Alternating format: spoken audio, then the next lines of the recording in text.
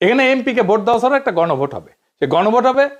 BNP কিন্তু ঘরের মধ্যে এইগুলা স্বীকার করে এসছে, গণভোটে যে সমস্ত জিনিস থাকবে। এই গণভোটে হ্যাঁ বা না ভোট দিতে হবে। হ্যাঁ ভোট দিলে কি কি পাবেন? আপনি 12টা জিনিস পাবেন। 12টা কিভাবে আগামী রাষ্ট্র চলবে সেটা ঠিক করতে পারবেন।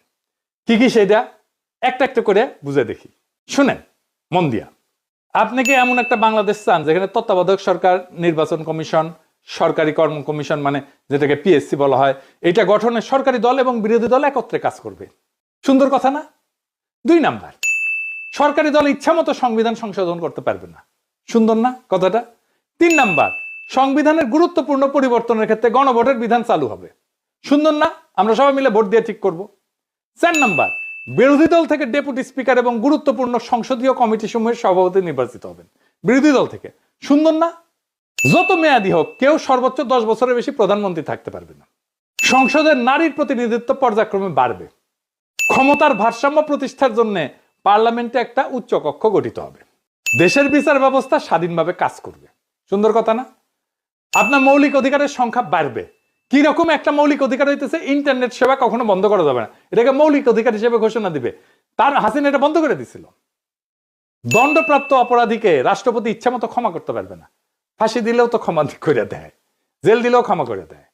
রাষ্ট্রপতি এবং প্রধানমন্ত্রী ক্ষমতার মধ্যে ভারসাম্য থাকবে। রাষ্ট্রভাষা বাংলার মর্যাদার পাশাপাশি অন্যান্য জাতিগোষ্ঠীর ভাষাও সাংবিধানিকভাবে স্বীকৃতি হবে। সব সুন্দর কথা না? 12টা কথা। হ্যাঁ ভোট দিলে সবগুলো পাবেন, এই যতগুলো আছে সবগুলো। না ভোট দিলে কিছুই পাবেন। কিন্তু বিএনপি কি বলতেছে দেখেন, বিএনপি কি বলতেছে, জনগণকে কি বলতেছে শোনেন, নিজের কানে শোনেন। এখানে আরেকটা ব্যালট হবে হা এবং না। আপনারা একটু গণভোট হয়েছেন না? এটা গণভোট হবে হা এবং না। যদি আপনারা যারা আওয়ামী লীগ করেন, যারা অন্যান্য দল করেন, তাদের জ্ঞাতার্থে সুবিধার্থে আমি জানাচ্ছি, যদি হা জয়যুক্ত হয় কোনো ক্রমে, সারা দেশে যদি হা জয়যুক্ত করা মানে ভোটে জয়যুক্ত হয়, তাহলে এদেশের স্বাধীনতার পরে 72-এ যে একটা সংবিধান ছিল, শেখ মুজিবুর সাহেব করেছিল, ডক্টর কামালের হাতে লেখা, এই সংবিধান টোটাল অমিট করে দেবো, মানে মুছে ফেলবো।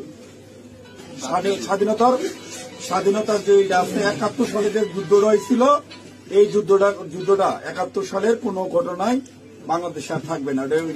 আপনার ইয়ের মধ্যে যে সংস্কার করতে চাইতেছে, যে সংস্কারের জন্য হানা বুট হইতেছে, এদের মধ্যে লেখা আছে 71 সালকে বাদ দিয়ে 24-এ যে ইটা হয়েছে, গণঅভ্যুত্থান হয়েছে, 71 জায়গাটা নিবে 24 সাল। কেন নিবে?